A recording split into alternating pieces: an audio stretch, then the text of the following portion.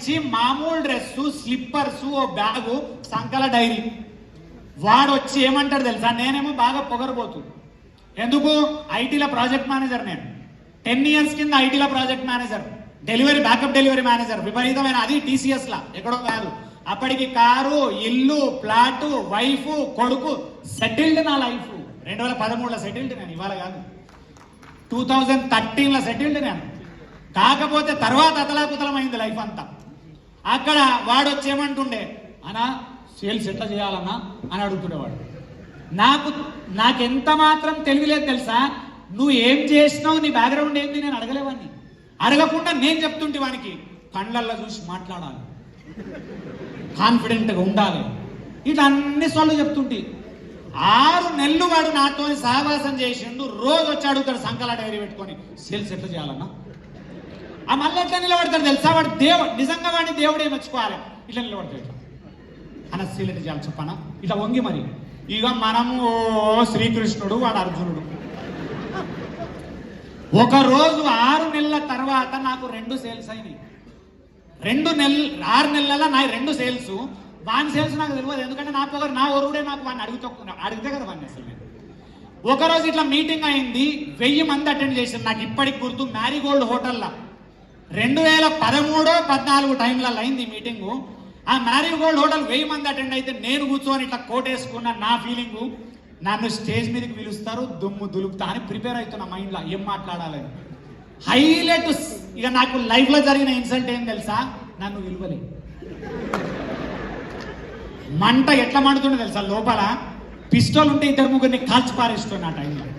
అని జోక్ ఏంది, నన్ను విలువకపోవడమే పెద్ద ఇన్సల్ట్, ఈ సంకల డైరోని పిలిచిర్రు పై. ఇది ఇంకా పెద్ద ఇన్సల్ట్. నేను అనుకున్న ఇవాళ చచ్చిపోవడం ఒకటే బెటర్, ఎందుకంటే ఆత్మహత్య బెస్ట్ దీనికంటే అని ఫీల్ అయ్యి, నా కోపం ఏం తెలుసా, లీడర్ని ఇప్పుడు చంపాలి, వీణెందుకు పిలిచినాడు, నాన్నెందుకు పిలిచాడు. అయితే వాడెక్కి మాట్లాడిన 4 మాటలు నా జీవితాన్ని మార్చేసినాయి. 4 మాటలు మాట్లాడండి. కూర్చున్న వాళ్ళందరూ హిందీ వాళ్ళు, ఇంగ్లీష్ వాళ్ళు, బికాజ్ ఇట్ వాజ్ నెట్వర్క్.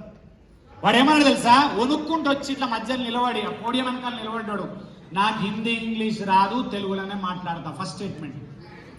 రెండో స్టేట్మెంట్ ఏం చెప్పిండు, 6 నెలల్లో 25 సేల్స్ చేసిన. ఇది రెండో. నేను ఇప్పుడు చంపుదామని అనుకున్నాను, చచ్చిపోయినా ఇప్పుడు. మూడో స్టేట్మెంట్ ఇంకా ఖతర్నాకు, హాల్లో 1000 మందిలో 300 మంది కూర్చోరు, నెక్స్ట్ ఇయర్ 500 మందిని కూర్చోబెడతా. దిగిపోయింది.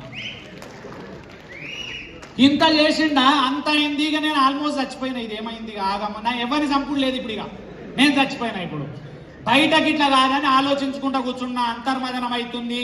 ఇక లోపల ఏమేమవుతుందో నాకు తెలియదు. బయటకు పోయి ఇట్లా కామ్గా నిలబడ్డా, మళ్ళీ వచ్చిండు సంకల డైరోడు. అన్నా సేల్స్ ఎట్లా చేయాలన్నా, నేను నా కొడక చెప్పుతో కొడతాను, నీ వల్లనే నేను సంకనాకిపోయినా, నేను నరుకుతా నిన్ను అని. మళ్ళీ ఏం చేసినా వదలలేవని. ఇప్పుడేం చెప్పిన తెలుసా, అరే 6 నెలలు నీకు చెప్పినా, ఇప్పటి నుంచి 6 నెలలు నువ్వు చెప్పకపోతే సంపుతా నేను అని చెప్పి. ఆయన మీకు ఓపెన్గా చెప్తున్నా, వాడు నాకు గురువు సేల్స్లలో. నెక్స్ట్ 6 months వాడు నేర్పిండు నాకు సేల్స్. ఆయన అందుకే అంటున్నా, చచ్చిపోయే వరకు వాడిని మర్చిపోలేను నేను. చాలా అద్భుతంగా చెప్పేది కొన్ని పాయింట్లు, ఎట్లా క్లోజ్ చేయాలి, ఎట్లా డీల్ మాట్లాడాలి, ఎట్లా ప్రాస్పెక్టింగ్ చేయాలి, ఎట్లా కాల్స్ మాట్లాడాలి, అప్పర్ సేల్ ఎట్లా చేయాలి. అస్సలు ఏం హైలైట్ కాదంటే ఊహించలేదు. కొందరు అట్లుంటారు, మనం వినం. నేను అది అంటున్నాను నేను మీ అందరికీ. నా పొగరు అక్కడ తగ్గింది. ఇప్పుడు నా ఫేస్లా, బాడీలో మీకు పొగరు కనబడుతుండొచ్చు. నేను ఓన్లీ పొగరు ఎక్కడ వాడానో అక్కడనే వాడతా. హానెస్ట్లీ చెప్తున్నాను, నాకు పొగరు ఎక్కువ లేదు. నేను చాలా బయట సింపుల్గా బతుకుతాను. నేను ఓన్లీ స్టేజ్ల మీద జనాల దగ్గర ఎట్లా హ్యాండిల్ చేయాలా వాళ్ళు అనడానికి వాళ్ళ దగ్గర పొగరు చూపిస్తా తప్ప నాకు హానెస్ట్లీ పొగరు లేదు. ఎందుకంటే చచ్చిపోతే బూడిద మిగులుతుంది, పొగరు ఎందుకు అయితే తొక్కలో పొగరు ఏముండదు. 4 మోస్తారు, పీ కూడా అంతకంటే ఎక్కువ మన లైఫ్లో. ఈ చచ్చిపోయే లోపల జనాలకు ఏమైనా చేసి చచ్చిపోవాలి, నేను చెప్తున్నా, నా గోల్ ఇది ఒకటే. మిగిలిన అన్ని దేవుడు నాకు ఇచ్చింది, ఇది ఒకటే గోల్.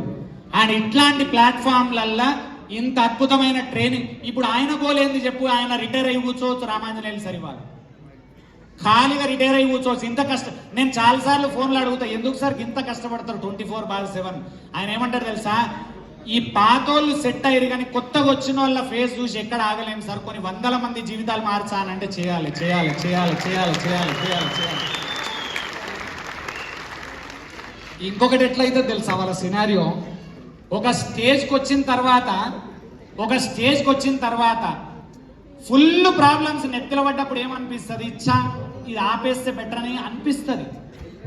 అనిపించిన మరుక్షణం మన ఫేసెస్ కనబడ్డ మరుక్షణం అట్లా తగ్గకుండా మళ్ళీ చేస్తారు. యాక్చువల్గా ఓపెన్గా చెప్తున్నా, హైదరాబాద్ మార్కెట్లో నేను చాలా దగ్గరగా ఎండీలను చూసిన. నేను మీకు ఓపెన్గా చెప్తున్నా, హైయెస్ట్ బాగుపడుతున్న వ్యక్తులు అసోసియేట్లు, ఇన్వెస్టర్లు.